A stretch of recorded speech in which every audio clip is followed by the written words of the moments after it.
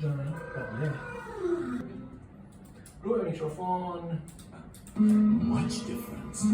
منتظر رضام بیاد. ساعتم 10 دقیقه به 3 قرار بود 2:30 اونجا باشیم.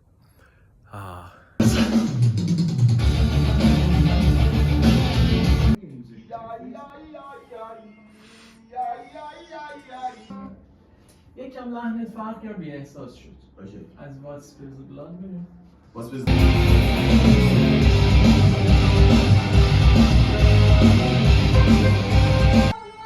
نه ملودیتون نه، کلا یه جاهایی که میای پایین و بریم بالا.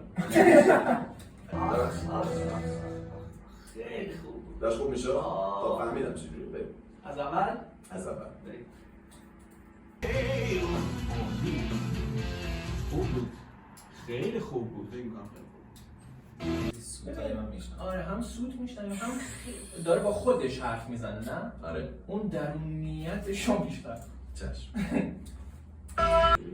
بله، فقط رفته ریتم کاراکترت از بین رفت. بریم.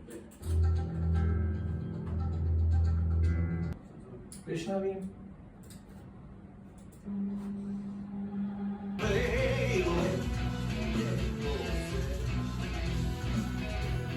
این شد.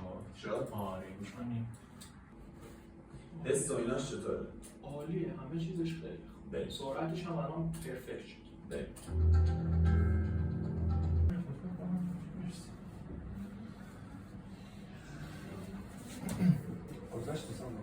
جانم بله.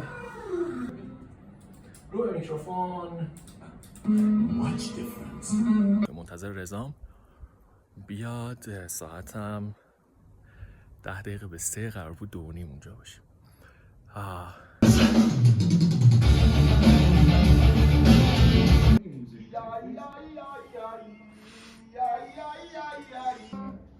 یکم لحنت فرق یا بی احساس شد. از واتس بیز بلاد بریم.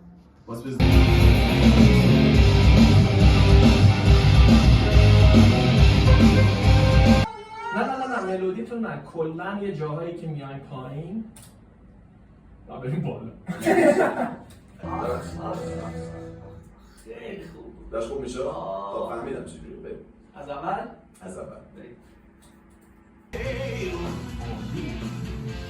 خوب بود. خیلی خوب بود. فکر می‌کنم خیلی خوب. آره، هم سوت میشنه هم داره با خودش حرف میزنه. نه؟ آره. اون درونیتش